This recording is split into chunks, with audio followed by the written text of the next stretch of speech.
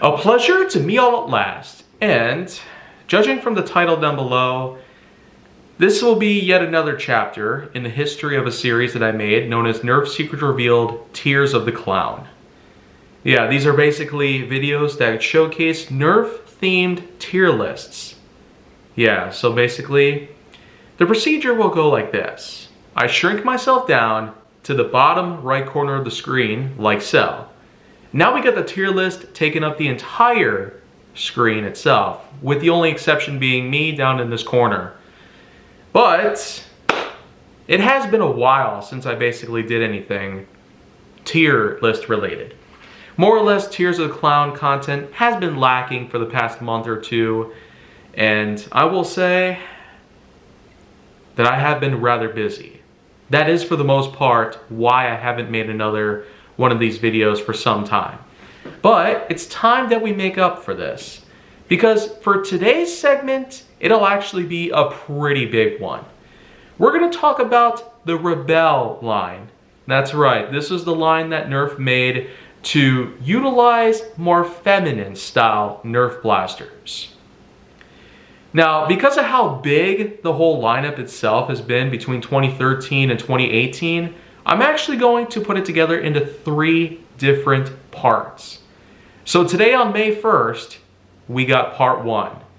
And there will be a total of 16 blasters that I'll be talking about for the entirety of this lineup in this one chapter. And what we're going to do here is we're going to get started with the likes of a trio of Jolt-like blasters known as the Angel Aim, Cool Camo, and Femme Fire. So this one can be pretty easy to dish down to a certain section of the tier list. And it's pretty easy to assume why that is. These blasters are little more than just jolts. And I feel like that with so many of them out there, Nerf has technically made a huge monopoly and milked the crap out of this tiny blaster design. I mean, it sure is convenient to create a cheaper alternative, one that's as simple as a simple plunger tube, trigger system, and one dart barrel. In some cases, there will be more than one dart barrel. But you know what? This certainly isn't the time to be going all down into that kind of rabbit hole. So I guess what I'll do is I'll put all 3 of them down in the C tier. So right off the bat, we do have ourselves a bit of an average ranking. But now it's time that we balance things out a bit. On the more positive side, we have the Guardian Crossbow. This was in fact the first bow iteration blaster. And the Rebelle line would actually become well known for their lineup of bows, whether it be bow blasters or actual compound bows or wing bows, or basically whatever kind of bow that Nerf could come up with at the time. That's what would be put together for the Rebelle line. And in the case of the Guardian Crossbow, this was basically a blaster that utilized its own plunger tube system, complete with crossbow arms that were more or less there for aesthetics. Although, of course, there would be the cord, which was attached to the blaster itself. And it would actually move alongside the plunger tube itself. It would be connected to a piece that's exposed on the upper section of the blaster. And this is a blaster that's primable because it does operate on a cylinder system similar in a way to other blasters that we've had over the years. And we've had a number of cylinder blasters that have had to be primed in many ways. Whether it would work like the AccuStrike Alpha Hawk or even the Elite Strong Arm.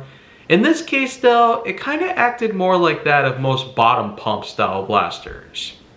In a similar sense, we got blasters out there that have had a bottom pump to it. And in the case of the Guardian Crossbow, it does a pretty swell job at making sure that it was comfortable, not just for female Nerf enthusiasts, but also for males and beyond.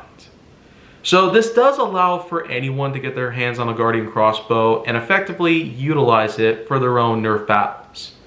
So in terms of ranking this blaster, it itself seems a bit self-explanatory because it was a popular blaster when it first came out, and even today, more than 10 years later, it still does have a lot to shine for, so we'll put it in the B tier for that reason. Next up is another blaster that I also had some appreciation for when it first came out, the Heartbreaker bow. This was the first compound bow that they made for the Rebelle line, and it actually does a decent job utilizing Nerf darts as a primary means of ammo. And sure, there were bows out there that had actual arrows in them, though it wouldn't necessarily become a prime innovation that Nerf would use to the fullest extent until a few years later. But in 2013, when we got the Heartbreaker bow, it technically was nothing at all like how the Big Bad bow or even the Blazing bow were put together, as they technically didn't use foam arrows, but they did use darts.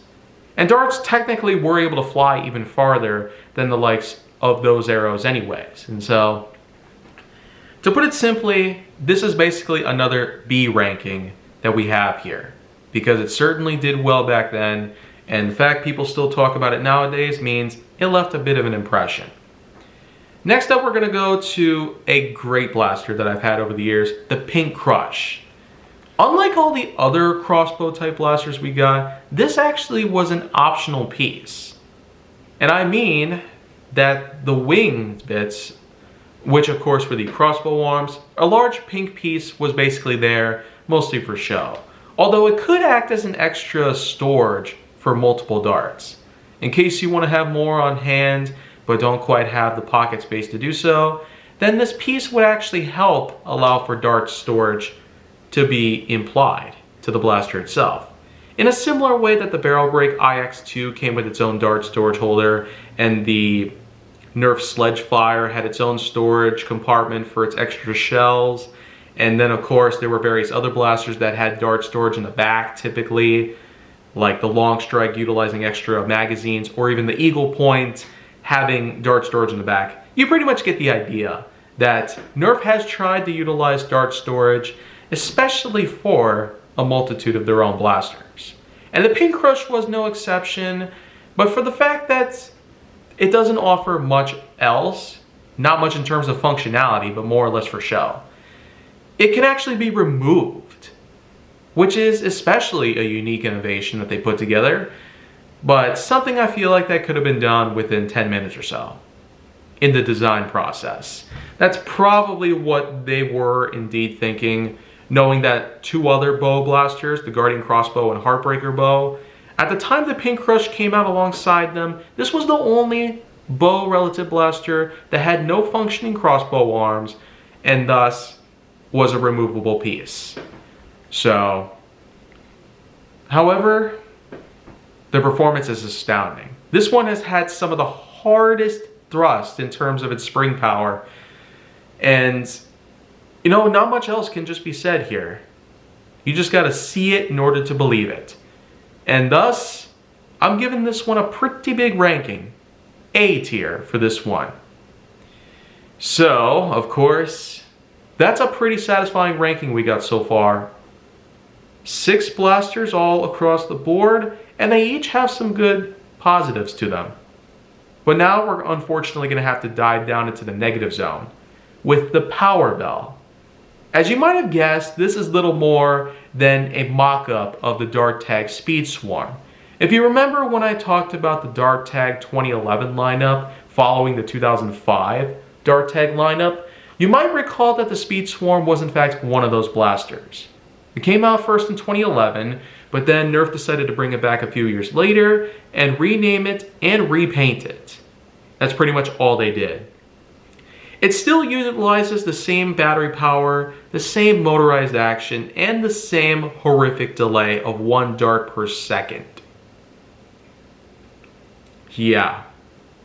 A recycling of the same design pretty much saves nothing. As unfortunate as it is quite an unnecessary piece for the Rebelle line. And I'm sure that they could have come up with something exactly different, contrary to what we have here. But no, that's pretty much what never happened. So, D tier with this one. Yeah, I wouldn't say the Speed Swarm is better, but it also has that same problem. 1 dart per second, bulky, and rather heavy with all the batteries and machinery and whatnot inside, despite its small frame. And now we're going to move on to pretty much more Joel pieces. we have the Pretty Paisley, Rocket Roses, Sneak Attacker, and Starring Roll. Yeah, C tier with all these guys as well. That's 7 blasters in total that were basically the exact same design with slight differentiations in terms of color scheme, graphic inputs, and whatnot. Even the colors of the darts they came with sometimes varied from blaster to blaster, often to match the blaster's own color scheme. But again, why recycle the same blaster 6 times? I mean, that's just what it is. They're average pieces, probably mediocre at worst. So we're just gonna have to move on here. 7 blasters in the C tier ranking. I hope it doesn't add up too much more. So here we go with the Sweet Revenge. So what do we got here? It's a hammer shot. Literally, the only difference is the color scheme. So am I gonna be as criticizing of this one just as I did with the Power Bell? Actually, not so much. And here's the main reason. Because it's awesome. It may be a hammer shot ripoff, but it's a good ripoff. Basically something that more or less is just a mock-up of the blaster, or even a straight up piece of comedic relief. A spoof. A blaster had been ripped off by a different line from the same company. And that is worth a few laughs. So call me crazy, but I feel like this one can actually go up there with the likes of the Pink Crush. A tier for this one as well. So far, I feel like we have a pretty good ranking going on here. But now we're going to get on to some insane territory.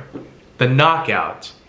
Part of its own action target set pack, the Knockout Blaster is, you guessed it, another Jolt Blaster. But you know what? This one actually is the best of the bunch thus far. And I mean that. It was the best. I owned this blaster for a while, and it actually is an impressively comfortable blaster to hold on to. No wonder, because the Rebelle line tended to have a lot more comfort in terms of their grips, priming and whatnot, their stocks and everything. Everything was just so well, smoothly crafted and well molded, to the point where it could actually be some of the most comfortable things to hold on to in Nerf history. And if you thought that other blaster lineups were impressive for being comfortable to hold on to, well, just you wait until you get a hold of a good old Nerf Rebelle Knockout.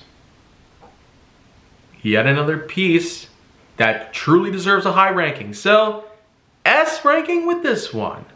Yep, that's pretty much what it is. Now we're going to move on to a few more blasters here before I call it off on this one part here. Let's try the Star Shot. This was basically a blaster that utilized darts, despite being a crossbow with strings that held itself together. And this sure was a great blaster to own over the years, and it also did seem that with just the usage of a dart and a string, it actually had its own unique form, where just the power of the string was enough to fling a dart forward. And a number of people have been able to get a hold of this type of design and use it for their own creativity. So you could say that Nerf walked so other private creators could run. They basically would utilize their own firing mechanisms and their own unique innovations, but mainly with inspiration from Nerf and beyond. The Star Shot itself, along with a few other blasters from this lineup in particular, have had the usage of solely using a string as a form of firing a dart. And I feel like that in that case, we're gonna put this guy over in the B tier ranking, because I'm certain there will be lots more to come. So, here we go with probably one of the most impressive innovations in Nerf history. The Corner Sight. Yeah, you heard that right. This is actually a blaster that could operate on corners. More specifically, this blaster could basically tilt 90 degrees, either left or right. And it actually wouldn't cause any problems to that of the air tube that feeds power directly into the chamber, which then allows the dart to fly upon pulling the trigger. So, surprising as it may sound, this is an impressive ranking to put together solely because of this unique innovation. Allowing for usage of a tactical or stealth-based attack, a sneak up from behind with the usage of this corner sight blaster, you'd practically be unstoppable. Just the mere idea of it is solely a genius move that Nerf put together. However, there is one little problem. Apart from some occasions where air could actually become restricted due to the blaster's head being turned left or right to a point where it could pinch the tube, this actually was a blaster that was, believe it or not, a thing already. Yeah, you basically heard me. There actually were examples of this type of blaster in a similar sense that there used to be mega darts out there prior to the newer mega darts that we got since then. There actually used to be a corner sight blaster that existed long ago. I mean, this was almost the same point where the hyper sight lineup came and went. And as crazy as it sounds, well, maybe it's not too crazy. This is one little problem, which it doesn't totally interfere with the ranking of this blaster overall. So you know what? Just for the fact that it was heavily innovative for the time, we're going to give the corner sight an A ranking. And the last blaster I plan on doing for this part of the Rebelle lineup in terms of Tears of the Clown content is the Epic Action Bow. Yes, basically the same type of thing that's going around as the Heartbreaker Bow. Not much more to iterate here. So I do feel like that, contrary to what the Heartbreaker Bow could offer, this doesn't exactly offer a whole lot. I know that sounds a bit silly, but this is a blaster that I'm sure could have had more innovations being put together for it, which thankfully there were more bow blasters, both compound and crossbow related, that actually have had different innovations put together. Other iterations were put together over the years as the series went on to become a bit of a mainstay in Nerf's lifespan, but the Epic Action Bow doesn't exactly meet up with this type of criteria, so it's a bit average. We'll put it at C tier at least, because it did try its hardest to go alongside the Heartbreaker Bow, but didn't quite keep up too well. And with that in mind, this is pretty much what I have so far for the likes of the Rebelle lineup. I'm sure that with parts 2 and 3, I do hope to make even bigger and better pieces when it comes to rankings, because 7 Jolt Blasters ended up in the C tier, thereby making my job here a bit easier than you might expect. You know, with only about 20 minutes on the line here, I'm sure that this will be an enjoyable episode for some people to watch, but maybe not everybody, as unfortunate as it might sound. So I will see you guys with more content, and I will see you guys tomorrow with part 2 of this episode for Tears of the Clown. So make sure to like, subscribe, comment, follow me wherever you can find me, and stay on the Hollywood side if you'd like to see more.